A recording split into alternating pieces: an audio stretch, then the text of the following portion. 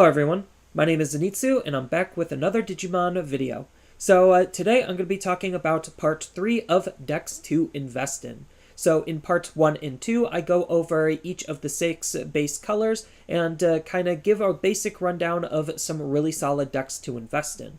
Now, with this video, it's going to be a little bit different because I'm not necessarily going to be talking about multicolor decks. It's more of just what these decks are doing and their general strategies, and the 2 decks that you should invest in are going to be Rookie Rush and Security Control. So Rookie Rush and Security Control are 2 very powerful and I guess semi-problematic decks because they're both taking advantage of the game's design flaws in some way, shape, or form, and utilizing those flaws to make very powerful strategies with. Now, because it's taking advantage of these types of flaws in the game, these decks are looking to not go away anytime soon because those flaws are always going to be there. Even though they keep printing cards to try to help tackle some of these strategies, sometimes they work, sometimes they don't work, it's the fact that they do have to make cards to try to handle what these decks are doing is why these decks are looking to be really good decks to invest in, because they're just always going to be around, and there's only so much deck space that one can slot in to try to put in tech or counter cards for these types of decks specifically. So, starting off with Rookie Rush is essentially doing 3 things in total. The first big thing is you're going to obviously be playing lots and lots of rookies, and what you're generally looking for out of your rookies are going to be usually one of 2 or 3 things. The first big thing is going to be a rather low play cost for some rather high DP. So this ensures that your rookies are going to be as powerful as they possibly can, so that way they have a very easy time aggressing onto the opponent. And then the other big component as far as what you want out of your rookies in Rookie Rush is going to be card draw. So because you're going to be hard playing a lot of your cards, you're going to be looking to utilize whatever card draw you have in your rookie slot to utilize them to try to keep your hand as healthy as you possibly can, because eventually you will just run dry because you're going to be hard casting cards more often than Digivolving, and Digivolving is the easiest way to draw cards in the game of Digimon. So you're going to be utilizing whatever cards you have to try to draw cards, whether that's on your rookies or on your Digitamas, or even some various options in other tech cards. You're just looking to try to draw cards so that way you could try to keep your hand as healthy as possible, so you could consistently try to slam bodies on the board to overwhelm the opponent as quickly as you possibly can. And then outside of that, you're just looking for very cheap and efficient Evo into high DP if you are going to be running any evolutions. And then outside of that, you're going to be using your options to disrupt or delete the opponent's Digimon. So that's just what Rookie Rush is doing in a nutshell, is very efficient bodies that are being very powerful or very disruptive while helping you draw cards, while all of the rest of your deck is just helping you aggress by allowing you to be tempo efficient and remove threats off of the opponent's field. And this strategy could be spread across multiple different colors and multiple different color combinations. We've seen earlier before that it was using blue-green, now it transitions to using yellow-green. You could even use purple, you could use red. There's just a ton of different colors that you could work with Rookie Rush, as long as the concept stays the same, where you're just utilizing those key types of cards and components. And this type of strategy isn't going away in BT06, because in BT06, at least for the yellow side of things, we have some other really powerful cards that we could think about utilizing. So if we want some new additional ways to draw cards, we have Digimon, and even though it does have the condition of being at a security threshold, we already have ways of reducing our own security count, and we even get a new Pulsemon to try to help reduce our own security while making this card that much more efficient to hard play. And then on top of that, we even get some new Evo cards that we want to utilize in the form of 8mon, just because, yes, he does Evo for 2, but as a level 4, he has 8,000 DP, which is rather large. And on top of that, you also have Bulkmon, which synergizes with Pulsemon, and to the fact that we can reduce our own security to give him security tech plus, and if he has Pulsemon underneath, then he'll gain jamming. So that's just some really easy early game aggression that we could think about utilizing. So if we are continuing with the yellow side of things, we do get Acid Injection as a way to reduce our own security and act as a very cheap removal option card by reducing one of the opponent's Digimon by 5,000 DP. So just for the low play cost of 1, that's really easy because we're always going to have at least 1 memory starting our turn. So we could use this to get rid of those 5k blockers if we really need to, or we could use this in combination with some of our other cards like Starmons to act as some really good removal for various other targets as well. Then with the new promos coming out, we also get access to a new Guilmon, which this new Guilmon is really good because it helps facilitate a red style of Rookie Rush card. Just because it's a rookie, when it attacks, it'll help us draw cards, which is basically everything Rookie Rush wants to be doing. So this is already acting very similar to Kudamon, which is already being played in the yellow variant. So Guilmon definitely adds more viability to splashing some red cards if you want to run some additional red cards or a red variant in some way, shape, or form. And then looking into Classic Collection, we get a lot of new and additional tools to be playing around with, mostly for the purple side, because purple does have a decent Rookie Rush plan, and you could use something like Ogremon to just, again, act similarly to what Bulkmon is doing, where you just want to use it to just have some really good early game security attack plus to try to put as much pressure onto the opponent as you possibly can. And then if you even really felt like you wanted to, you could even think about using Black and D-Brigade as like a good Rookie Rush style package, just because we also get some new good Black tools that could help facilitate Black Rookie Rush, just because we do get a new Hagurumon that helps us draw cards in Black, which is what Black was missing before. And we do have plenty of Machine or Cyborg type Digimon to be playing around with to try to utilize his ability. And then in BT07, we could even think about taking the deck and start utilizing some hybrids, just because we do get Nimon and Bokumon to just act as some really good rookies to just hard play, just because they are white, so we can't naturally Digivolve on top of them, and they do have lots of interactions with our tamers that support hybrids. So we could even think about using them to use these as basically level 3s that the opponent can't interact with, and level 3s that we can't attack with. But if we are able to keep Nimon and Bokumon out on the field, then we could start using these types of cards to rack up lots and lots of value, all depending on the type of support package you're going to be running it with. But it's the fact that this type of strategy doesn't go away, and the fact that it has ways to be played in multiple different colors, using multiple different support engines and packages, is what's making Rookie Rush a very good strategy to invest in the long term. But the big design flaw that the deck is trying to take advantage of is the memory system as a whole. So what you're trying to do with the memory system is basically just always choke and starve your opponent of their resources, limiting the amount of actions that they can do while you're making more actions than they are. So if you're playing 2 cards to their 1, then obviously you're limiting what they can do while you're still trying to play cards and aggress as quickly as you possibly can. So that's just what is making Rookie Rush so powerful, on top of the fact that if the opponent just doesn't see any of their pieces, or they end up, in quotation marks, bricking, then Rookie Rush really takes advantage of that and can easily steamroll the game in your favor by taking advantage of the fact that your opponent isn't able to really play the game efficiently. So all of that combined is just what's making Rookie Rush very, very powerful, on top of the fact that it's a very consistent deck, because the majority of your deck is, well, rookies. And rookies is one of the most important pieces in most Digimon decks, just so you actually have a way to start the game and be able to play the game as efficiently as you possibly can. And I think that the best colors to play Rookie Rush in is going to be using a yellow base, red base, purple base, or black base, or blue base. Basically anything but green is really good with Rookie Rush, because they all have their own different ways on wanting to draw cards, playing low-costed, high DP bodies, or just playing efficient bodies, or just having a ton of different utility tools that they could be utilizing. So it looks like Rookie Rush is going to be a very powerful and prominent strategy, not only just for the now, but in the future as well. And then the last deck is going to be Security Control.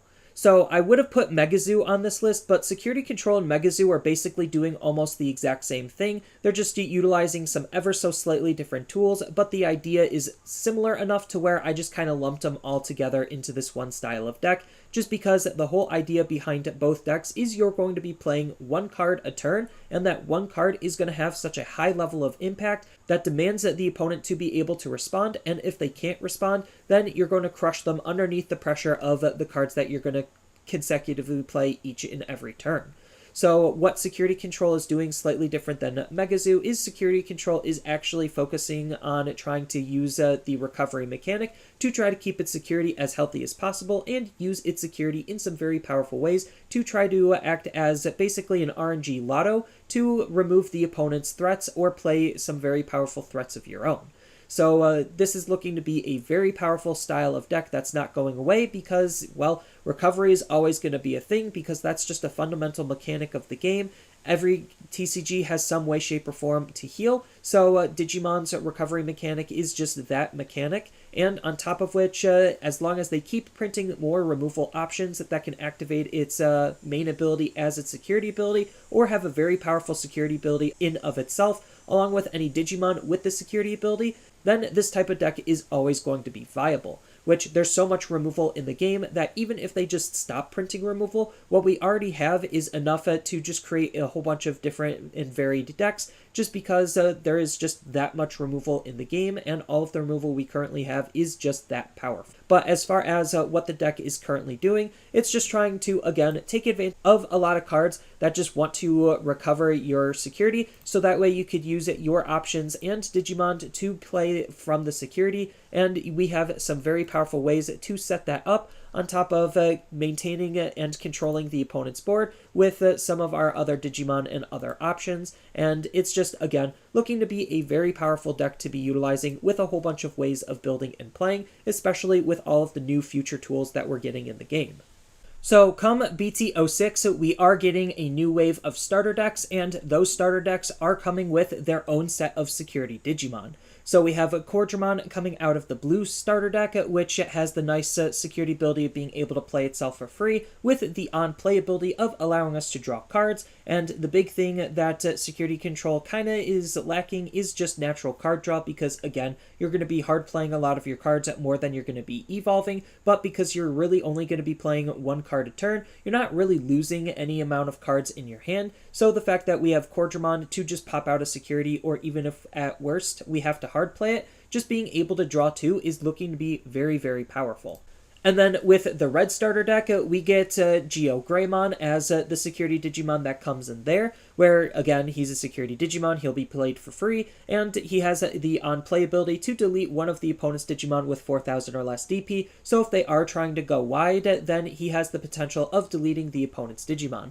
But on top of the fact that we do have Geogreymon, the red starter deck is actually looking to be pretty good for Security Control as a whole, because we do get Atomic Blaster, which is another very powerful removal option card that allows us to delete any number of Digimon on the opponent's field whose total DP is 8,000 or less. So this is just really good at picking off several small bodies, or one maybe two medium to larger bodies. So just, again, more removal is already looking to make it Security Control that much more powerful. And we even have a new version of Guilmon to just allow us to actually utilize our red eggs to warp up into our megas to try to help further control the field that way. And for controlling the field, Guilmon is going to be rewarding us with allowing us to draw cards. So the red starter deck is looking to be a huge upgrade, but the blue starter deck with its one security Digimon is also looking to be very, very nice. You could even consider using the blue Vmon and his warp to kind of use some blue control tools, but I just think what the deck is trying to do and all of the other support tools, red is just a better fit for Security Control.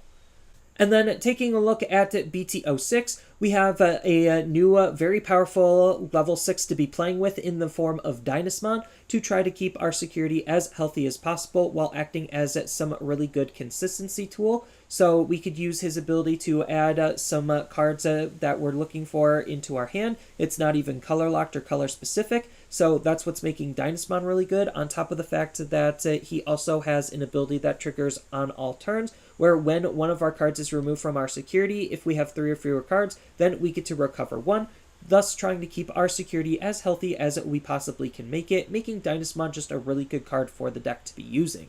Then if you want, you could even consider utilizing some black cards, just because black is getting more security abilities. I don't necessarily recommend it just because that's not exactly what the deck is trying to do, but you still could think about utilizing them. So Chikurimon, even though he doesn't play himself, D-Digivolve 1 is really good.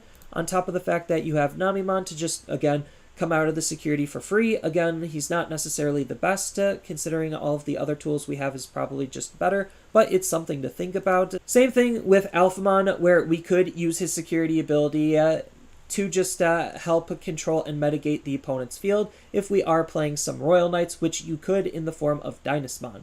So there is some black tools that have some really decent security abilities that we could think about utilizing.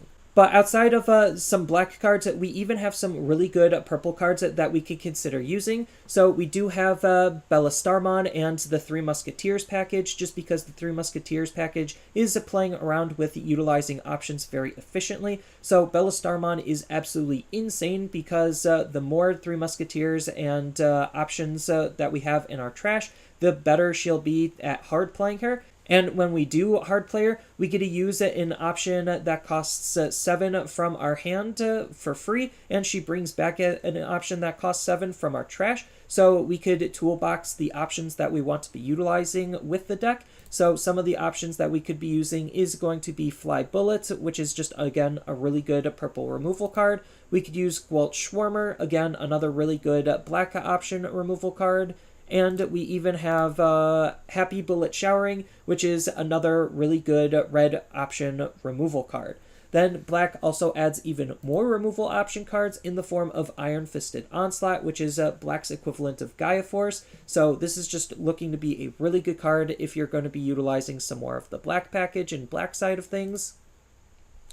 But even just looking at some of the yellow cards that we're still getting some very powerful yellow cards as a whole in the form of Wyvern's Breath, which is, for all intents and purposes, yellow's Gaia Force, just because it DP reduces by 15, which is looking to be pretty powerful, and its security ability is to activate its main ability, and we get one of the most broken cards for security control to be using, which is going to be Reinforce Memory Boost. So this is a very powerful memory boost just because we get to look at the top 2 cards, put one of them into our hand, and the other goes into our security. So we get to rig our security, and it has the delay ability of allowing us to gain 3 memory, which is more than most of the other memory boosts, and we could use that 3 memory to make our turns very, very efficient because we could hardcast our big bodies and leave the opponent at even less memory than they would before. So Reinforced Memory Boost is actually really, really broken for this style of deck, and we even do get some other really good tamers to consider utilizing, again, depending on the types of support packages that you're running, in the form of Izzy and Joe to help us draw cards off of our black Digimon, and it's a really easy way of allowing us to gain some additional memory. Same thing with Sora and Mimi. It's just a really easy way for us to gain some additional memory, and if we are using some purple cards, it helps us, again, draw and discard cards. So it helps us dig through our deck and ditch the cards that we can't or don't want to use. And then come Classic Collection, we still get some more cards to be playing around with this style of deck. So we do get a new Seraphimon to help us recover. Same thing with a new Leomon, which has the security ability of helping us recover if we're at 3 or fewer cards in our security. Unfortunately, he doesn't play himself for free, but I guess Bandai is actually starting to learn to try to balance their security abilities on their Digimon. And then on top of that, we also get a new Magnadramon, which again helps us recover some of our cards when our security is low. And then come BT07, we also get some other very tools to just try to help us recover cards. So Kazuchimon, if we're at really low security, he could help us recover lots of security, and that's looking to be pretty good. And then we do get some more very powerful purple cards to be interacting with and playing around with. So we could use Ultimate Sacrifice to try to play not only the old Lucemon from BT04, but the new Lucemon from BT07. So you could take the security control deck in that direction as well, just because Lucemon and his option is already looking to be pretty strong, on top of the fact that you could even consider utilizing some hybrids if you really tried to feel like it. So there is just a ton that you could do with security control come BT07, and it looks like the deck is here to stay, because as long as recovery is strong and you have lots of control elements, it'll always be a thing. Even when they try to insert cards to try to tackle the problem, it's still not going to directly solve the problem. So it's just a very powerful and very prominent deck as a result, even all the way up into BT07. But as far as the big fundamental design flaw that the deck is trying to take advantage of, it is just trying to take advantage of recovery and security as a whole. So as long as they keep printing really powerful option cards with really powerful security abilities, then the deck will always just be a thing, especially since we do have ways to recover our security to try to force those cards into our security. And there's just a whole bunch of different powerful control elements and tools that each of the different colors has, because each of the different colors needs to have their own form of removal. So the fact that we do have yellow, red, black, and purple as the primary ways of deleting and removing cards off of the field, it just allows us to build and customize the deck in various different ways, utilizing a whole bunch of different tools depending on the type of support package you're going to be running with it. So there isn't just one definitive build for security control, same thing with Rookie Rush. It really just depends on what you want to be supporting, and the fact that we do have some very powerful cards kind of help it incentivize certain directions that the deck wants to be taken in.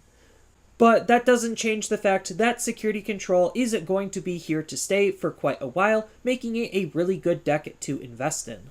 And then the honorable mention is going to be Megazoo. So as I stated before, Megazoo and security control are doing some very similar things. It's just Megazoo is actually using Digimon instead of options in order to control the field and create a very powerful dominating board presence. So if you are just able to stick one of your level 6 bodies on the field, or are able to efficiently tempo up into them, then you could use a plethora of different level 7s to try to control and to create lots of powerful board presence and pressure that way. And the deck does get slightly better over time just because there are more ways to warp and cheat into your high-level Digimon, so that way you could still use your level 7s as efficiently as you possibly can. So we do have coming from the new starter deck the Vmon that lets you warp into your All-Force Vidramons. And we do have a Guilmon that lets you warp up into your Gallantmons. Then come BT06, you do get a lot of new tools that help facilitate this type of strategy. So you could use Murmurcusemon, so that way you could try to play Ornismon for free. And Ornismon is already looking to be a pretty powerful card because of its on-play ability already. So you have some really good utility there. Then on top of that, you also get these transition cards that could count as both black and red. So that way you could use some really good level 5s to just go up into your level 6s no matter what your level 6 is going to be. So we have a Gigadramon in black that acts as red. And we also have Megadramon in red that likes to act as black. And it's not like their play cost is that high. 6 compared to 5 isn't that big of a deal. So it's not like they're that bad to just want a hard play. And then on top of that, we do have the Three Musketeers package to think about, just because Magnakidmon, Gundramon, and Bellastarmon are all looking to be very powerful mega-level Digimon that you want to be playing around with, especially Bellastarmon, since if you are playing that style of deck, she has a really nice on-play ability to let you utilize your options if you are going to be going into that direction. Then, come Classic Collection, you do get a new Piedmon that's acting as another really good mega to just hard play, use its ability, and then if it sticks on the field, then you could go right up into your level 7 afterward. And then on top of that, you also get the new Machinedramon to kind of incentivize a more Machinedramon mega and ultimate level focused deck. And then come BT07, we do have Emperor Greymon as another possible warp where we could just literally get into a level 6 very efficiently and very easily.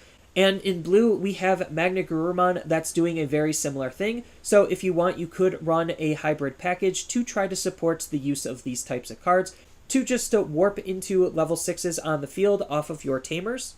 With Susanomon being a really good alternate level 7 that you could think about utilizing, just because you could use him with enough Tamers and hybrids to just go right up into a level 7, which is really, really powerful, or use him on top of any of your level 6s because he does have this rainbow evolution where he could digivolve on top of any color. And then on top of that, you even get cards that are acting similar to Kaisernail to try to help separate the stack. So we have a Tidal Wave to split off 2 Digimon from our stack. So if we went from level 5 to 6 to 7, then we could split off the level 5 and the level 6 which is looking to be pretty powerful, on top of the fact that we also have other cards that support this type of strategy, like Waymon to think about. If we are using a level 3 to warp up into our higher levels, then we could use Waymon to separate that level 3. So there's just, again, a ton of flexible and different tools that you could think about utilizing depending on what you want to be supporting the deck with. But as I stated before, the core idea of the deck is to just try to get up into your level 6s and 7s as quickly and efficiently as you possibly can. Most of the time, this just means you're going to be hard playing cards. So when you hard play cards, you want to utilize on play abilities to try to optimize what you're doing with that card, or have that card just be very efficient for being a level 5 or 6 to just hard play, so that way you could use it to tempo into your level 6s and 7s. So it's just a really interesting style of deck to be playing. But again, it's just trying to do something very similar to what Security Control is doing, just more Digimon focused and board presence focused rather than security and removal focused. As far as the best colors to play Megazoo in, I would say that the 3 best colors is going to be black, red, and purple. Those have some of the most powerful and most impactful Digimon that you could be playing on the level 5, 6s, and 7 slots, with some good support coming from blue and yellow. So to kind of wrap things up, if you're looking for a really good aggro deck that'll last you quite a while, then Rookie Rush is looking to be the deck for you. But if you want to go into a more control style deck, then Security Control is looking to be the deck for you. But with all that being said and done, that's kind of the wrap on this little mini-series on decks to invest in. And again, all of this information is based on my own personal opinion, taking a look at all of the future sets and knowledge that we know from Japan. So that's all I really have for this video. As always, feel free to tell me your thoughts down in the comments below, and down in the description below are a couple of different ways you could support me and the channel. So I do have a TCG Player affiliate link, so when you use that link to buy cards off of TCG Player, then some of that money will go to supporting me and the channel. I also do make and sell playmats over on Overcard Gamers on Facebook, so when you buy a playmat with my design, then some of that money will also go to help supporting me and the channel. And on top of all of that, I do have a Twitch account over on twitch.tv/Zenitsu, so giving me a follow and a subscription also helps support me there, and I do play Digimon on top of various other games on that platform as well. So thank you everyone for watching, and as always, don't forget to like, share, and subscribe for more content, and I'll see you in the next video.